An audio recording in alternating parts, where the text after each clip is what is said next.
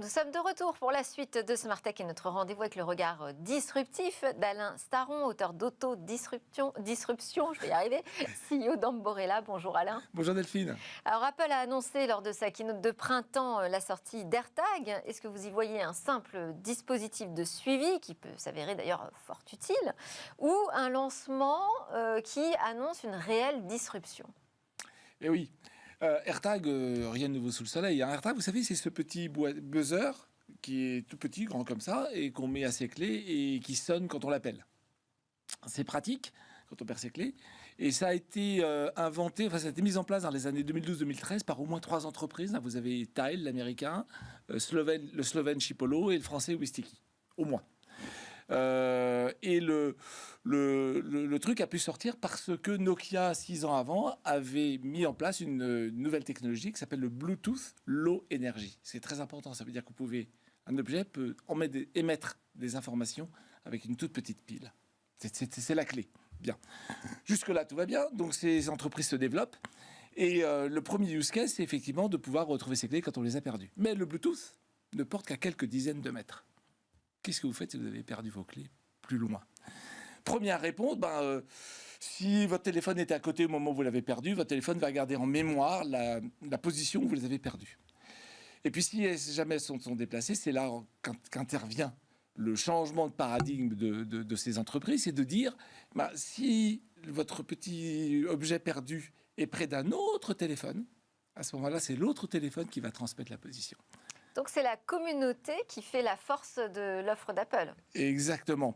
Parce que quand vous êtes d'une de ces entreprises, vous dites, c'est très bien, n'importe quel membre de la communauté va pouvoir repérer où sont les objets qu'on aurait perdus. Sauf que, première chose, il faut que votre application Tile, Wistiki ou Chipolo soit toujours active en arrière-plan dans votre téléphone. Ça use de la batterie, c'est pas très pratique, les gens ont peur. Donc, et puis il y a un deuxième sujet beaucoup plus embêtant. Mais il faut quand même que, c'est bien d'avoir 5 milliards de téléphones, d'utilisateurs de téléphones sur Terre, 5 milliards et des poussières, donc 4 milliards et des poussières de smartphones, ça c'est très bien, mais il faut encore les convaincre de placer Chipolo, de placer Tile et de placer Wistiki. Après 6 à 8 ans, Tile a eu 26 millions d'utilisateurs, c'est le leader, 90% du marché américain, et Wistiki, elle fait faillite l'année dernière. Pourquoi? Parce que c'est très cher d'aller convaincre tout le monde d'aller installer son application sur le téléphone. Apple, Tim Cook l'a annoncé au mois de janvier, c'est 1 milliard d'iPhone en circulation et 1,6 milliard si on rajoute les iPads, les Apple Watch, qui sont toutes compatibles. Et quand vous êtes dans le téléphone, vous n'avez pas besoin d'une application en arrière-plan. Donc, avec 1 milliard dans le téléphone, ces téléphones sont tous des petites antennes qui relaient l'information de là où vous êtes. C'est ce qu'on appelle quelque part l'ubérisation. L'ubérisation, c'est quoi? C'est vous utilisez des actifs dormants, des actifs qui ne sont pas utilisés pour ce qui devrait être fait, et vous vous en servez pour faire un nouveau système. Et en l'occurrence, les utilisateurs. En l'occurrence, l'actif, c'est pas vous, c'est le téléphone que vous avez acheté. Vous l'avez acheté, vous avez dépensé des sous et vous payez un abonnement tous les mois. Il y a des trous d'usage dans ce que vous faites. Votre téléphone, vous en servez pas tout le temps.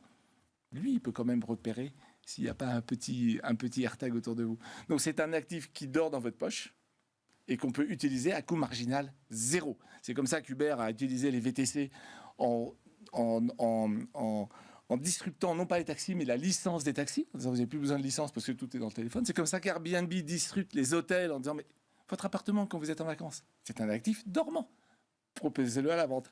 Donc c'est le grand sujet des ubérisateurs, avec la limite du le fait la poule.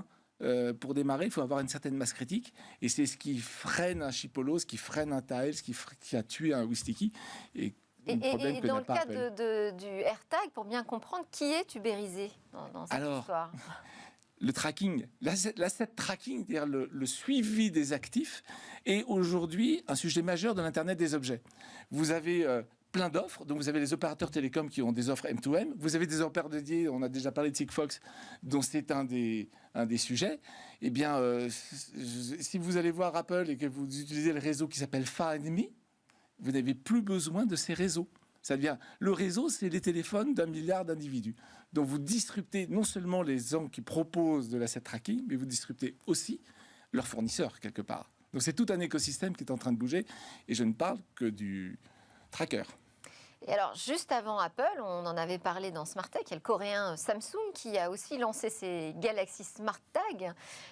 C'était en janvier, avec un parc probablement équivalent Ouais. à celui d'Apple, finalement. Exactement. Alors, ça marche pas exactement tout à fait pareil, mais le vrai truc intéressant, c'est encore une fois, c'est l'écosystème.